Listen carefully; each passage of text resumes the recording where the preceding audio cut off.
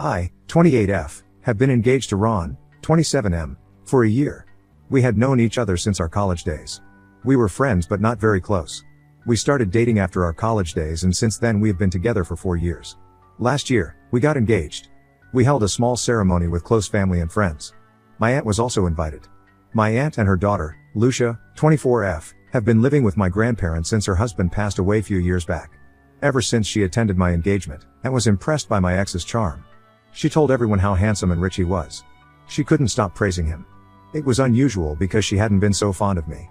Her daughter, Lucia, is dead drop gorgeous, but she is dumb as a stone. And always compared the two of us in all aspects.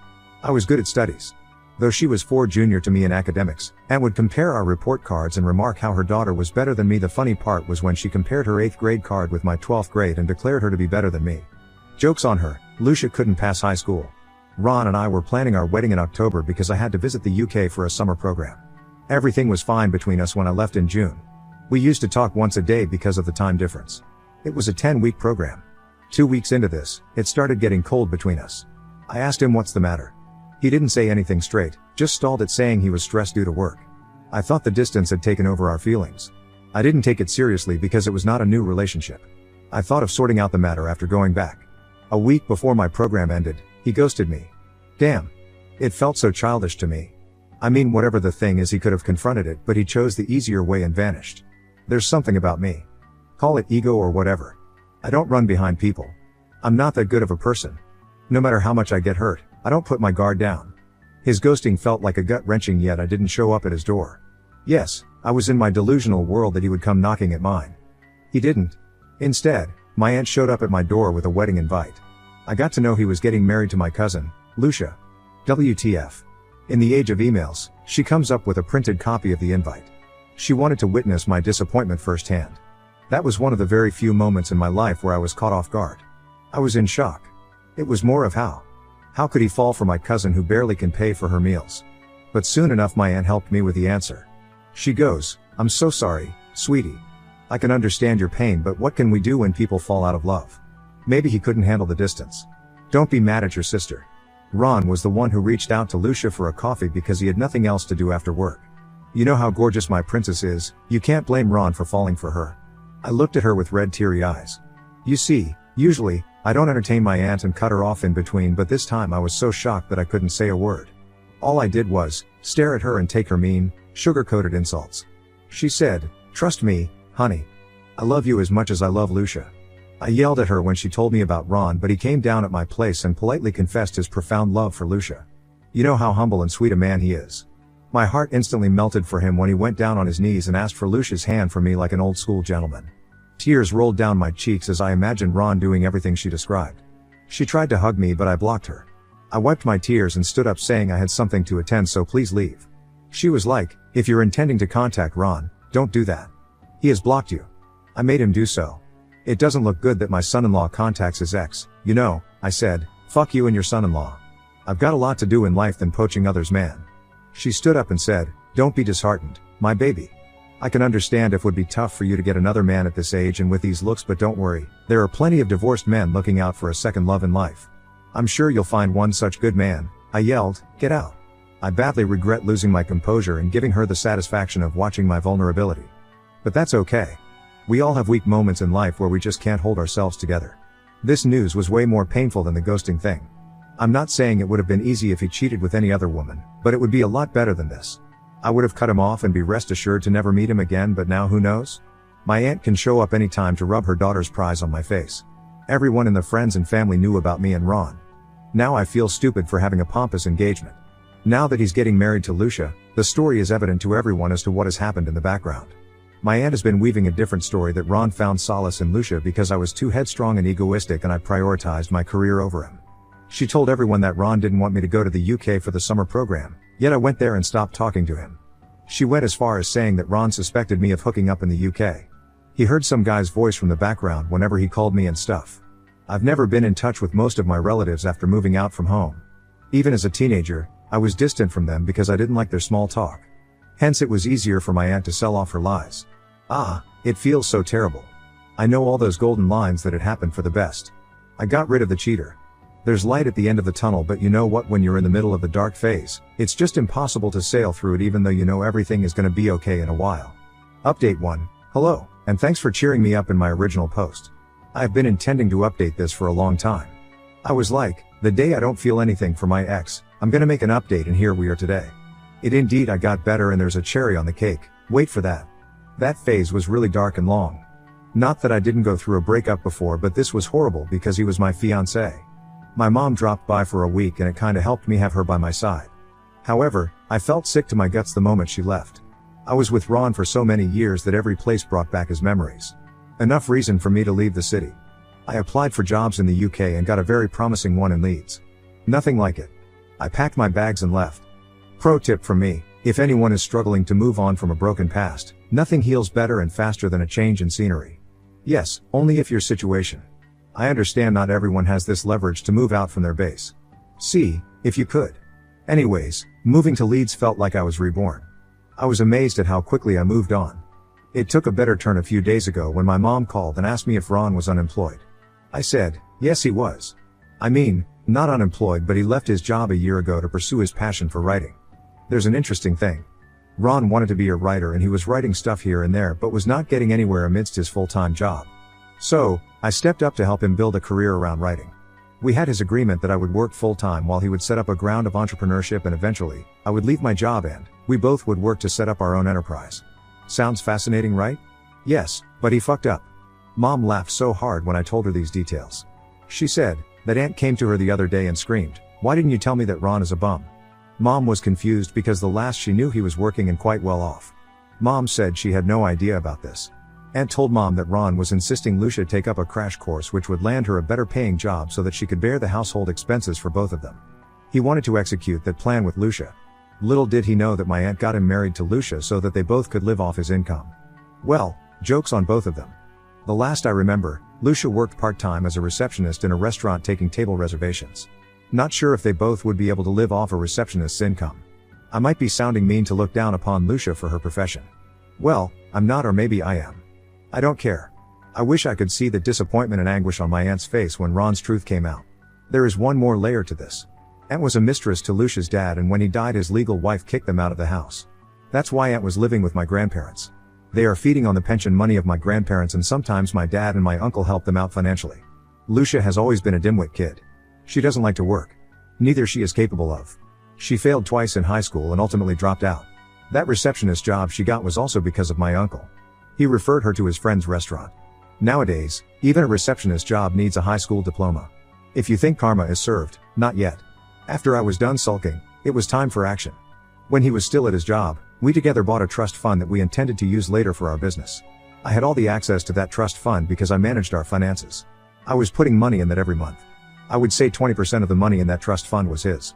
I liquidated all that fund when I got to know about his cheating. He has no clue that the fund doesn't exist now. He is still delusional that he would get the money from there because he told Lucia that once my anger subsided, he would reach out to me and get his 50% of the share from the trust fund. Delusional he. If you think I'm a fraud. Well, I am not, because I had spent an equivalent amount of money on Ron on his bad days. After Ron left his full-time job, he was struggling hard to get any writing gigs. It was difficult for him to make ends meet, so I gave him access to one of my spare bank accounts where I was putting some money for his monthly expenditure. I supported him through all my means. I think what I did is fair. Had we been married, I would have got alimony. This trust fund was close enough because we were almost married. Now I'm wondering about his future plans of entrepreneurship. He has no savings and no job. Not my problem anymore. Update 2, here's the next update. This Christmas has been delightful. I got the satisfaction of seeing the disappointment on my ex's face. I went home and my ex came knocking at my door.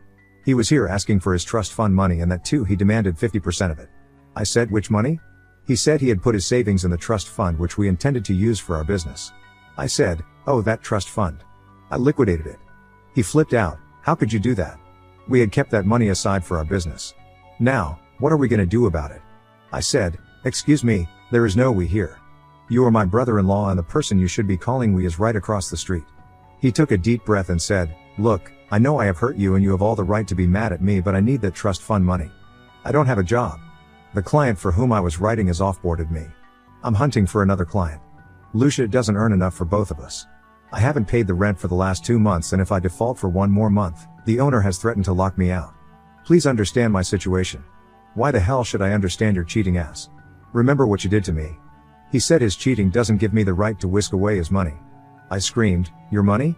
You owed only 20% of the trust fund. He yelled, whatever, I want it back. I said, remember the money I gave you for your monthly expenses. What about that? I have taken your 20% share of the trust fund and made it even. He was awestruck. Now he was calm and said I had spent that money on him as his girlfriend, so I shouldn't claim it. In that logic, he gave me the trust fund money when he was my boyfriend, so he shouldn't ask for it either. He threatened to sue me for eating up his share. I said if does that, I'll also press the charges of card theft because he used my debit card to withdraw the money from his monthly expenditure. I reminded him that if we sit and calculate who owed how much, then he might land up in debt, so he better watch his tone and suck up the truth. He stormed out with a bitter face. If this encounter was not enough, my aunt and Lucia showed up at my parents' house, looking for me. They were here to ask me about the trust fund money. Ron had told them that I took away his share of the money and now he has nothing left. He was broke. I said it was none of their business and that I would not discuss my matter with them. Lucia still pestered me to tell her because her future was at stake. I said this concept is beyond your understanding. So better stay away from it. My aunt yelled at me for insulting Lucia and said that I should lower my ego while talking to Lucia because she's more accomplished than I am because Ron left me for her. My dad came to my room upon hearing my aunt's voice. Aunt mellowed down on seeing him. She said she was casually talking to me about his distress. Dad said he heard everything and if she dared to raise her voice again at me, he would cut her off all financial aids he has been giving to her. He said he regretted not meddling in my business earlier because that gave my aunt a free hand to humiliate me. But not anymore. Dad told her if Lucia is so accomplished then let her help Ron in running the house and save themselves from getting locked out of the house. Apparently, Aunt and Lucia didn't know about Ron's poor financial condition and about the default in rent. She was shocked. She started sobbing in front of my dad saying that Ron had ruined Lucia's life because he could not provide for her. She was worried about where would they live if the owner actually locked them out. She requested I release Ron's share of the trust fund so that he can put his life together. My dad said he was proud of me for standing up for myself and laughed at Aunt for going behind my back and wooing Ron for Lucia. She should have thought about the consequences before pimping out her daughter. Aunt started crying that she did everything to secure her daughter's future. My aunt changes color at lightning speed, depending on the situation. She said, Lucia doesn't have a father to have her back like you have. Neither she is educated like you to earn for herself, so I have to look out for her. I thought Ron was the one who could take care of my daughter, but see, my poor girl's fate betrayed her. Lucia broke down at this and said, you could have told me that Ron was unemployed but you let your sister marry a bum, but I'm not blaming you for that. You have your own reason for hiding the truth. My dad stood up and asked them to leave. They were the ones who went behind me to poach my fiancé and then came to my house to rub her daughter's hunt on my face. Now when things are falling apart, she is blaming me for hiding Ron's truth. WTF. While they were leaving I said, don't worry for Lucia.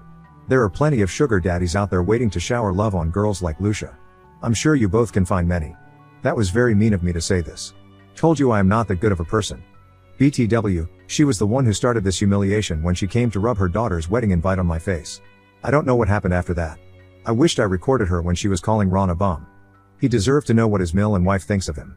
Nonetheless, if she could call it in front of us, she could do it on his face. It feels satisfying. Update 3, Ron mailed me saying how badly he has screwed up. He borrowed money from his friend to pay the due rent, but he defaulted again because his client delayed the payment of his writing gig. The owner gave him the notice to vacate the house. He requested my aunt to let them live for a few months, but my grandparents refused to let them in. Ron didn't know that the house was not of my aunt. They lied to him that it was Lucia's house and my grandparents were living with them when the truth is otherwise. Bunch of liars. He said Lucia also lied about her education and her job. She told him she was working as a manager in the restaurant. She lied to him about her salary as well, and that's why he thought he would follow the business plan with Lucia. I'm amazed at how could he not sense Lucia's dumbness on their dates. I mean, did he even talk to her before getting married, or was it just the booty call? He said he has given up on his dreams of writing and is seeking for a job relevant to his earlier experience. I ignored his email. A few days later, he mailed me again saying sorry. His first email didn't have sorry in it. He said he was sorry to betray me and that's why his life has been so badly screwed. He said my aunt had taken Lucia with her and said she could not let her daughter live with a loser. For the aunt, I know she is well capable of doing this, and Lucia would follow her mom like a puppet. She has no mind of herself. I'm sure she didn't love Ron. She might have followed her mom's plan to allure Ron and get him. It makes me wonder the power of beauty. No matter how much we advocate gray matter, beauty does have an edge over all the intelligence of the world. The best of the minds fall for beauty, isn't it? However, I'm in no mood to forgive Ron or get back to him. He is apologetic now, but he is a cheater, and once a cheater, always a cheater. His life might be in a disaster and some of it may be because of me, trust fund thing, but I don't regret it a bit. I was fair to myself. He made a wrong choice and he has to abide by it. I responded to his email telling him not to contact me ever again and blocked him. I wanted to tell him that once he got a better paying job, my aunt would drop Lucia at his place. But why would I pacify him when he crushed my soul by cheating on me with my cousin? His misery is no more than a gossip to me, which I discussed it with my mom with a good laugh. She said she was now feeling satisfied that karma had knocked down all of them. Now on to the next story. Story 2. GF won't stop acting like Gollum after watching Lord of the Rings and calls my private part precious. I hated it at first, but now we're both doing it and can't stop. Her parents caught a Smeagol. Hi guys. This all started when my girlfriend, 21, and I, am 24, started watching the LOTR movies. Since we both had never seen them before.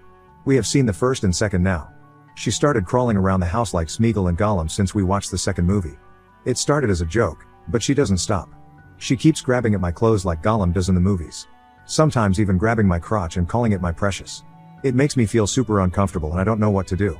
She has also grabbed raw meat and fish out of my hands while I was cooking. I don't think it's funny anymore. I have told her before it makes me uncomfortable and she told me she'd stop. But she doesn't stop. I really don't know what to do. I don't want our relationship to end like this. Comments. Vivkshans asked my BF if he would leave me if I acted like Smeagol and he said I already do. Fractal Factor. Maybe she is just subtly asking for you to put a ring on her finger. Yeah, he might not want to take her to a volcano after giving her a ring, then again. Update. A quick summary for those who haven't read my previous post. After watching the first 2 Lord of the Rings movies, my girlfriend, 21, wouldn't stop acting like Smeagol. I complained how she crossed my boundaries a couple of times and that I was afraid our relationship would end because of this. I've read all your comments and I came to the conclusion that it was just lighthearted fun. After making the post I started seeing the humor in it. We have watched the 3rd movie and we both really enjoyed it. So what did I do? She continued acting like Smeagol for the last weeks, and yes, there were still moments where it made me uncomfortable. Like the constant referring to my member as my precious, but I was able to brush it off. As the comments suggested, I tried out Smeagoling her. So when she would behave like this I would do it back. I assumed this would make it stop, but no. It made it worse. We've had moments where we couldn't stop laughing because we kept interacting like Smeagol to each other. This is fine and funny in private, but because we started doing it all the time it became something that would happen in public too. Like when you do something ironically you can't stop doing it after a while. We were having dinner with her parents and we were talking to each other in Smeagol voice. Her parents were both in the kitchen. Her mother came over to ask me something and I accidentally replied in the Smeagol voice and it was super awkward. My girlfriend now makes fun of me for that. Which is fair, I guess. After all, this story has a happy ending and I think I like my girlfriend even more now. Comments. Cosmonavler 1961. Waiting for the next update to be, help, I got carried away as Smeagol and bit my GF's finger off and she broke up with me. How do I get her back? Anyway, happy for you op. Godbox 1227. She calls his penis my precious. She is never breaking up with him, ever. Anyway, happy for you op.